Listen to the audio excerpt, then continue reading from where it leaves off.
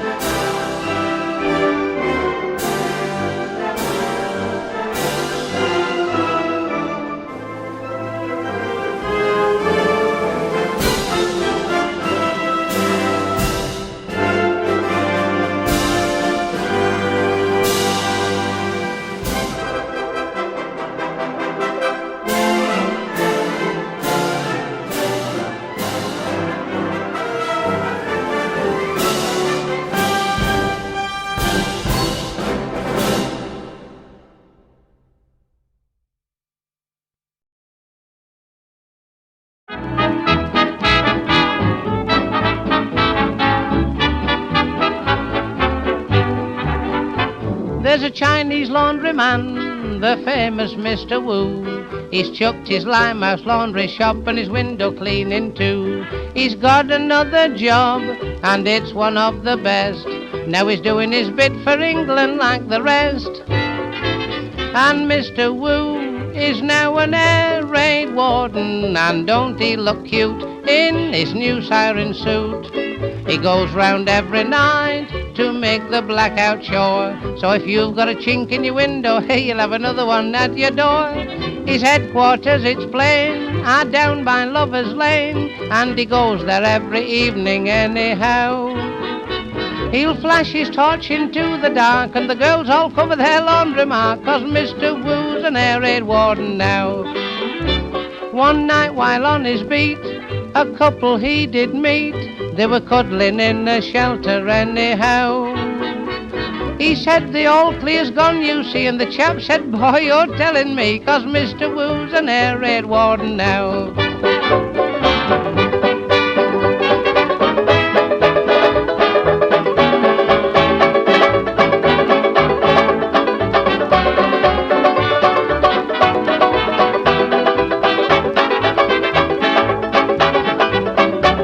His cousin one way in, one day was helping him to move a time bomb from their shop, I vow.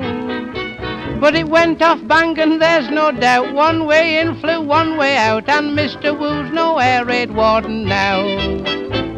Oh, Mr. Woo is now an air raid warden, and don't he look cute in his new siren suit? He goes round every night to make the blackout sure. So if you've got a chink in your window, hey, you'll have another one at your door. A firebomb dropped one day, so close to him they say, that he deserves a medal, they all vow. But perhaps what you don't understand, he put the fire out but he didn't use sand, 'cause Mr. Woo's an air raid warden now.